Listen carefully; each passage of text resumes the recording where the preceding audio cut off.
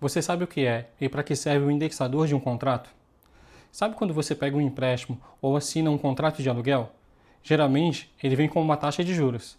Mas além dela, existe um ajustador, o chamado indexador. Mas antes de eu explicar sobre o indexador de um contrato, eu preciso apenas contextualizar o que é uma taxa de juros de forma bem simples, didática e objetiva, pois não é o tema desse vídeo. Então, o que é a taxa de juros? É o custo do dinheiro emprestado em função do prazo a ser pago. Então, pense nos juros como uma espécie de aluguel do dinheiro que você está tomando emprestado. Os juros também é um lucro para aquele que está emprestando o dinheiro. Sim, eu sei, essa é uma forma muito simples de falar sobre juros, mas esse não é o tema de hoje.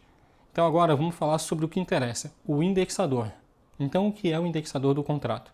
Indexadores são como uma balança inteligente, que vai além de uma taxa de juros simples e fixa.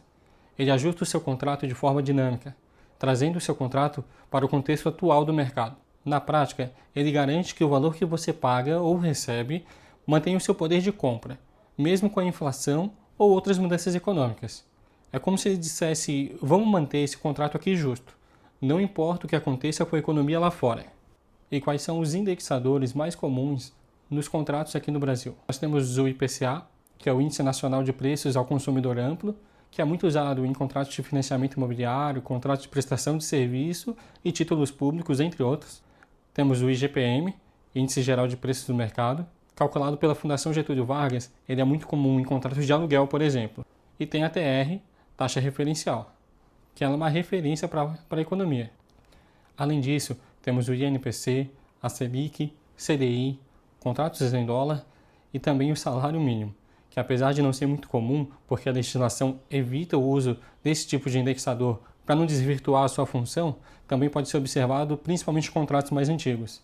Mas então, por que contratos usam indexadores se eles já possuem taxas de juros? Essa é a pergunta-chave de hoje. Vamos usar um exemplo para entender. Vamos pensar que quem empresta o dinheiro, o credor, seja um banco, uma financeira ou uma pessoa que te conhece. Quem empresta dinheiro, empresta porque espera ter lucros. Taxa de juros, lembra? Vamos pensar então num exemplo.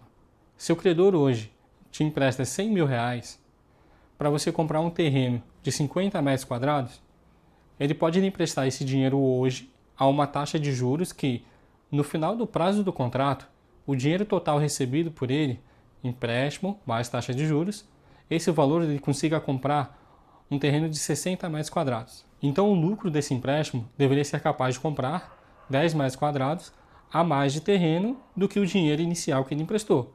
Consegue me entender? Porém, ao longo do tempo em que o contrato foi pago, vamos imaginar que 10 anos, ou 120 meses, o valor do metro quadrado na mesma região ficou mais caro.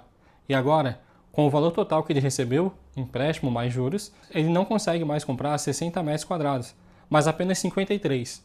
Ou seja, o seu contrato perdeu o poder de compra de 60 para 53.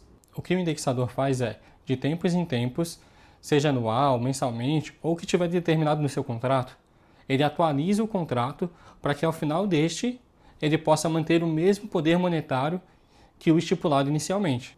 No nosso exemplo, para que ele possa comprar aqueles mesmos 60 metros que foram planejados lá no início da operação. Assim, quem toma o empréstimo tem o benefício de adquirir o patrimônio imediatamente, logo no início do contrato. E quem empresta pode fazer planos de como usar o seu lucro, seja ao longo ou no final do contrato.